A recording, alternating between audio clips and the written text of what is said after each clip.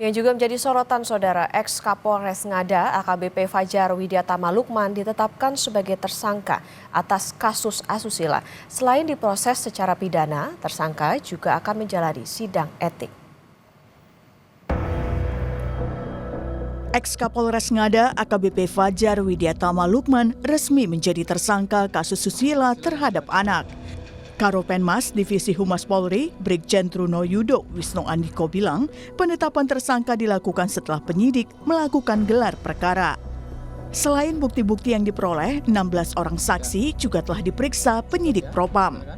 Polri dalam hal ini telah melakukan tindakan tegas terhadap FWLS, ex-Kapolres Ngada, melalui proses kode etik dan bersamaan atau simultan dengan tindak pidananya.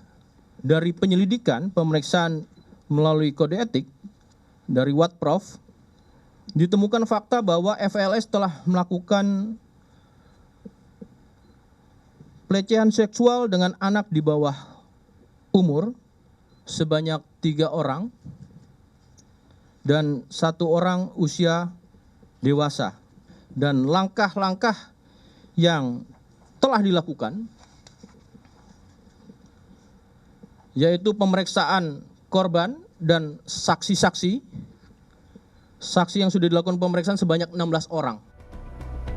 Tak hanya di proses pidana, ex-Kapolres Ngada AKBP Fajar Widyatama Lukman juga akan menjalani sidang etik.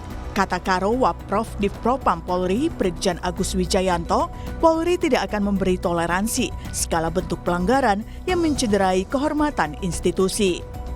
Nantinya pelaku akan dikenai pasal berlapis yang berujung pada pemberhentian tersangka dari anggota Polri. Sidang etik akan digelar Senin 17 Maret 2025. Dan sampai kita melaksanakan gelar perkara, di Propam melaksanakan gelar perkara, dan ini adalah kategori berat. Sehingga pasal yang disampaikan Pak Karopenmas tadi adalah pasal yang berlapis dengan kategori berat dan kita juntokan PP 1/2003 tentang pemberhentian anggota Polri. Selanjutnya, di Propam Polri akan melaksanakan sidang kode etik terhadap terduga pelanggar direncanakan hari Senin tanggal 17 Maret 2025.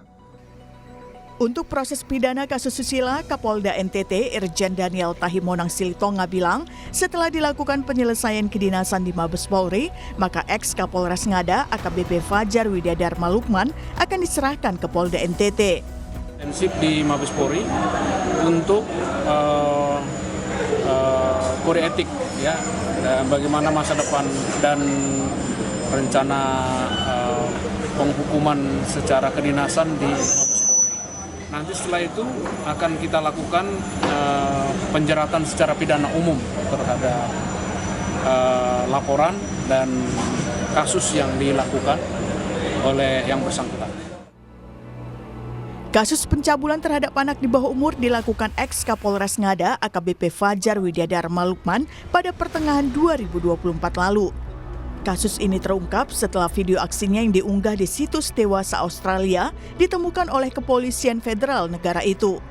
Selain kasus kekerasan seksual terhadap anak, AKBP Fajar juga tersangkut kasus narkoba.